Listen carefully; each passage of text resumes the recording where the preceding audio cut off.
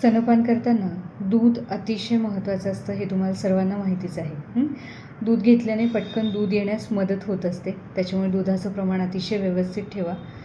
आता कशा पद्धतीने आपण दूध घ्यायचं आहे हे थोडंसं बघून घेऊया. एकतर प्रोटीन पावडर तुम्हाला डॉक्टरने जी सुरू केली होती ती तुम्ही कंटिन्यू करू शकतात बाळ 6 महिन्याचं होईपर्यंत, कारण की आईलासुद्धा प्रोटीन लागतच असतं. कारण शरीराची झीज झालेली असते, ती भरून येण्यासाठी प्रोटीन पावडर तुम्ही कंटिन्युअसली बाळ जोपर्यंत अंगावरती घेत आहे तोपर्यंत तुम्ही प्रोटीन पावडर चालूच ठेवा. तर मोस्टली प्रोटीन पावडर ही सकाळच्या वेळेत घ्यावी.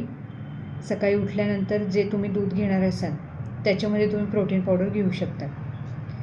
नंतर तुम्हाला दुधामध्ये शतावरी कंपल्सरी घ्यायची आहे. शतावरी तुम्ही चूर्णसुद्धा घेऊ शकता, शतावरी चूर्ण किंवा शतावरी कल्प घेऊ शकतात. पण शतावरी कल्प त्याच्यामध्ये साखर ॲड असते, ते नुसतं दुधामध्ये व्यवस्थित विरघळून जातं, ते तुम्ही अतिशय व्यवस्थितपणे घेऊ शकतात. पण जर आपल्याला साखरेचं प्रमाण जर कमी ठेवायचं असेल तर चूर्ण हा बेस्ट ऑप्शन आहे, किंवा आजकाल मार्केटमध्ये विदाऊट शुगरसुद्धा शतावरी कल्प अवेलेबल झालेले आहेत, ते तुम्ही चेकआउट करू शकता. ठीक आहे.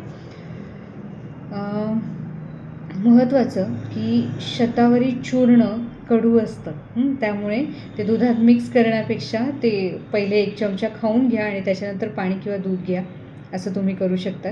रात्री झोपताना तुम्हाला कंपल्सरी दूध घेऊन झोपायचं आहे, आणि रात्री झोपतानाच्या दुधामध्ये 1 चमचा तूप घालायचं आहे, जे पोट पण व्यवस्थित ठेवेल आणि ओव्हरऑल आपली हेल्थ पण व्यवस्थित ठेवेल, आणि बाळासाठी सुद्धा ते अतिशय फायदेशीर असेल.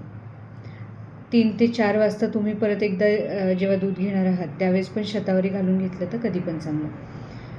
कधी असं होतं की ज्यावेळेस सीझन चेंज होत असतो, ट्रान्झिशनचा जो पिरियड असतो राईट, तर त्यावेळेस आपल्याला पोटाचा विकार होऊ शकतात. विकार म्हणजे गॅसेस होणं, पोट व्यवस्थित साफ न होणं, अन्न न पचणं, दूध न पचणं, त्यावेळेस किंवा सर्दी खोकला कफ ज्यावेळेस असतो त्यावेळेस दूध कमी प्रमाणात घेणं महत्त्वाचं आहे. पण आता डिलेवरी झाल्यानंतर आणि ब्रेस्टफीडिंग चालू असताना आपल्याला दूध घ्यावंच लागतं, बरोबर. त्यावेळेस आपण काय करू शकतो, तर 1 कप दुधामध्ये 1 कप पाणी मिक्स करायचं आणि त्याच्यामध्ये 10 ते 12 वावडिंगाचे दाणे घालायचे. ते दूध व्यवस्थितपणे उकळायचं, एवढं उकळायचं की जे 2 कपाचं मिश्रण होतं ते 1 कप मिश्रण झालेलं असेल, आणि ते वावडिंगाचे दाणे काढून टाकायचे, म्हणजे दूध व्यवस्थित गाळून घ्यायचं आणि ते दूध घ्यायचं जे पचायला हलकं झालेलं असतं. याच्याने तुम्हाला देखील त्रास होणार नाही आणि बाळालासुद्धा गॅसेस किंवा बाकीचा त्रास होणार नाही.